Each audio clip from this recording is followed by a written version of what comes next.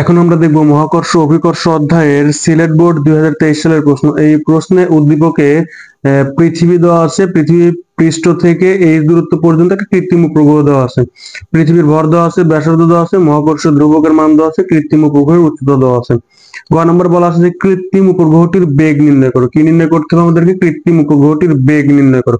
তাহলে কৃত্রিম উপগ্রহটির বেগ নির্ণয়ের সূত্র আমরা জানি যে, আমরা এটা লিখে নেব যে কৃত্রিম উপগ্রহটির বেগ, কৃত্রিম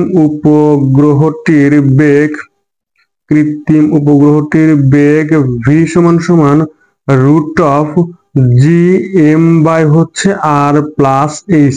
আর হচ্ছে পৃথিবীর কেন্দ্র থেকে পৃথিবীর পরিধি পর্যন্ত যে দূরত্ব, অর্থাৎ পৃথিবীর ব্যাসার্ধ, এইচ হচ্ছে পৃথিবীর পৃষ্ঠ থেকে কৃত্রিম উপগ্রহ পর্যন্ত যে উচ্চতা সেটা। তাহলে আমাদের কাছে সবগুলো মান দেওয়া আছে, আমরা যদি একটু বসাইতে পারি তাহলে দেখতে পাবো যে ভি সমান সমান রুট অফ জি, জি এর মান হচ্ছে মহাকর্ষ ধ্রুবক, জি এর মান হচ্ছে এইটা 6.673 ইন্টু 10 টু দি পাওয়ার 11। তাহলে এই মানটা যদি আমরা লিখি যে 6.673 into 10 to the power minus 11 into পৃথিবীর ভর, ভর কত দেওয়া আছে? ভর দেওয়া 6 into 10 to the power 24, 6 into 10 to the power 24।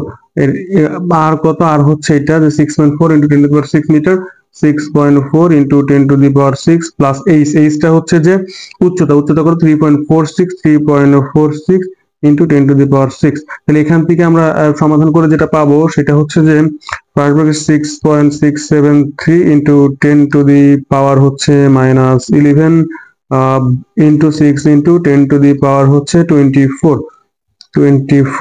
First bracket ভাগ হচ্ছে 6.4 ইন্টু 10 টু দি পাওয়ার হচ্ছে 6 plus 3.46 into 10 to the power 6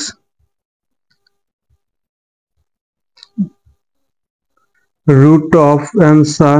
তাহলে এখান থেকে যেটা পাচ্ছি 6372 পয়েন্ট হচ্ছে 32 এত মিটার পার সেকেন্ড, অর্থাৎ কৃত্রিম উপগ্রহটির বেগ কত? কৃত্রিম উপগ্রহটির বেগ হচ্ছে এত মিটার পার সেকেন্ড। এখন আমরা ঘ নম্বর প্রশ্ন চলে যাব। ঘ নম্বর প্রশ্নে বলা ছিল কি?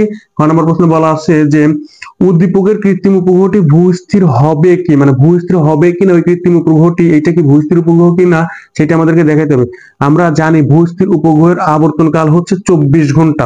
তাহলে আমরা পর্যায়কাল, ভূস্থির উপগ্রহের পর্যায়কাল বা আবর্তনকাল যেটাই বললেন কেন 24 ঘন্টা। তাহলে আমরা পর্যায়কাল, এই কৃত্রিম উপগ্রহের পর্যায়কাল বের করে দেখবো সেইটা 24 ঘন্টা কিনা। যদি 24 ঘন্টা হয় তাহলে আমরা বলে দেবো যে ভূস্থির উপগ্রহটি কি, তাহলে বলে দেবো যে কৃত্রিম উপগ্রহটি ভূস্থির উপগ্রহ হবে। তাহলে আমরা ফার্স্টে কি বের করবো? যে পর্যায়কাল। তাহলে পর্যায়কাল বের করতে আমরা সূত্র জানি যে টি সমান সমান 2 পাই আর প্লাস এইচ বাই হচ্ছে ভি। এটা হচ্ছে পর্যায়কাল বের করার সূত্র। তো আমরা এখান থেকে টি এর মান বের করে দেখবো যে এখানে এই পর্যায়কালটা 24 ঘন্টা আসে কিনা। যদি 24 ঘন্টা আসে তাহলে আমরা বলতে পারবো যে কৃত্রিম উপগ্রহটি ভূস্থির উপগ্রহ হবে। আর যদি 24 ঘন্টা না হয় তাহলে কৃত্রিম উপগ্রহটি কি হবে না? ভূস্থির উপগ্রহ হবে না। তাহলে আমাদের কাছে সবগুলো মান দেওয়া আছে, আমরা যদি একটু লিখি 2 ইন্টু পায়ের মান কত? 3.1416 ইন্টু আর ব্যাসার্ধ, আর মানে কত? 6.4 ইন্টু 10 টু দি পাওয়ার 6।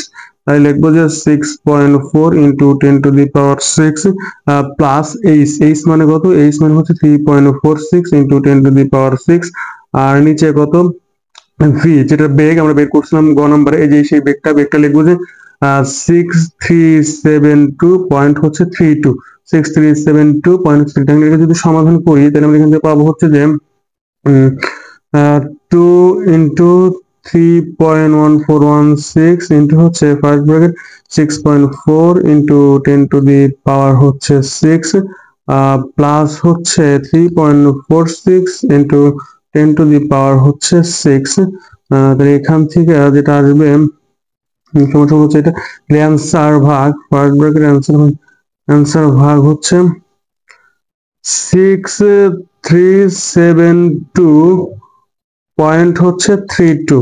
তাহলে এখান থেকে আমরা দেখতে পাচ্ছি যে 979722 .10 এত কিন্তু সেকেন্ড, কারণ আমাদের এককগুলো সবগুলো মিটার পার সেকেন্ডে বা মিটারে ছিল, তাহলে এত কি এত সেকেন্ড। তাহলে আমরা এখান থেকে লিখতে পারি যে যেহেতু এত সেকেন্ড, কিন্তু আমাদের দরকার কি ঘন্টায় মান দরকার, তাহলে আমরা লিখবো যে 9722.10 বাই হচ্ছে 60 ইন্টু 60 এত আওয়ার। তাহলে এইটাকে যদি আমরা 3600 দ্বারা ভাগ করি, তাহলে অ্যান্সার ভাগ হচ্ছে 3600। তাহলে এখান 60 গুণন 60 মানে 3600, এই জন্য 3600 দিয়ে ভাগ। তাহলে এখান থেকে পাচ্ছি হচ্ছে যে 2.7 আওয়ার। তাহলে আমরা একটু আগেই বললাম যে কৃত্রিম উপগ্রহ ভূস্থির উপগ্রহের পর্যায়কাল কত। ভূস্থির উপগ্রহের পর্যায়কাল হচ্ছে 24 ঘন্টা। আমি লিখবো এভাবে যে ভূস্থির উপগ্রহের পর্যায়কাল, ভূস্থির উপগ্রহের পর্যায়কাল 24 ঘন্টা। পর্যায়কাল হচ্ছে 24 আওয়ার। কিন্তু কৃত্রিম উপগ্রহটির পর্যায়কাল কিন্তু প্রশ্নে কিন্তু কৃত্রিম উপগ্রহটির পর্যায়কাল হচ্ছে কৃত্রিম উপগ্রহটির পর্যায়কাল হচ্ছে 2.7 আওয়ার। কৃত্রিম উপগ্রহটির পর্যায়কাল কত? কৃত্রিম উপগ্রহটির পর্যায়কাল হচ্ছে 2.7 আওয়ার। সুতরাং কৃত্রিম উপগ্রহটি ভূস্থির উপগ্রহ হবে না। সুতরাং কৃত্রিম উপগ্রহটি ভূস্থির উপগ্রহ হবে না। সুতরাং কৃত্রিম উপগ্রহটি ভূস্থির উপগ্রহ হবে না। ভূস্থির উপগ্রহ হবে না।